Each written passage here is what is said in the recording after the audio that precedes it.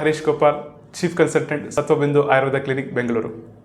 Last ವಿಡಿಯೋದಲ್ಲಿ ಹೇಳಿದ್ದೆ allergic rhinitis ಅಂತ.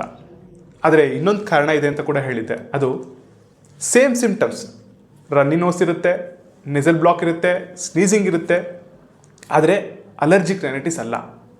ಅದಕ್ಕೆ ನಾನ್ ಅಲರ್ಜಿಕ್ ರೈನೈಟಿಸ್ ಅಂತ ಕರೀತಾರೆ, ಅಥವಾ ವ್ಯಾಸೋಮೋಟಾರ್ ರೈನೈಟಿಸ್ ಅಂತ ಕೂಡ ಕರೀತಾರೆ. ಇದು ಯಾವುದೋ ಅಲರ್ಜನ್ಸಿಂದ ಆಗೋ ಕಾಯಿಲೆ ಅಲ್ಲ.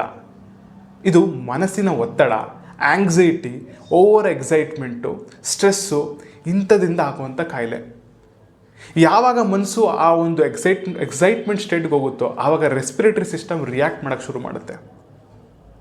ಯಾಕೆ ಅಂದರೆ ಮನಸ್ಸಿಗೂ ಮತ್ತು ರೆಸ್ಪಿರೇಟರಿ ಸಿಸ್ಟಮ್ಗೂ ಮತ್ತು ಉಸಿರಾಟಕ್ಕೂ ಕನೆಕ್ಷನ್ಸ್ ಇದೆ.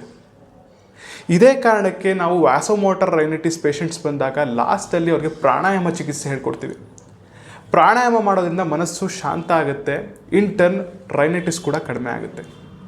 ಅದರ ಮಧ್ಯೆ ನಾವು ಆಯುರ್ವೇದ ಚಿಕಿತ್ಸೆ ಕೊಡ್ತೀವಿ.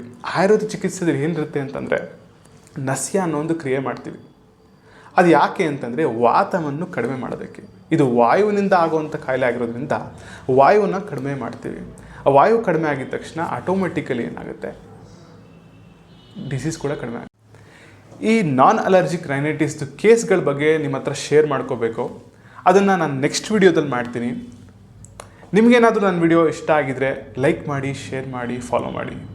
ನೀವು ಫಾಲೋ ಮಾಡಿ, ಲೈಕ್ ಮಾಡೋದ್ರಿಂದ ನನಗೊಂದು ಮೋಟಿವೇಶನ್ ಸಿಗುತ್ತೆ ಇನ್ನೊಂದು ವಿಡಿಯೋ ಮಾಡೋದಕ್ಕೆ. ಧನ್ಯವಾದಗಳು.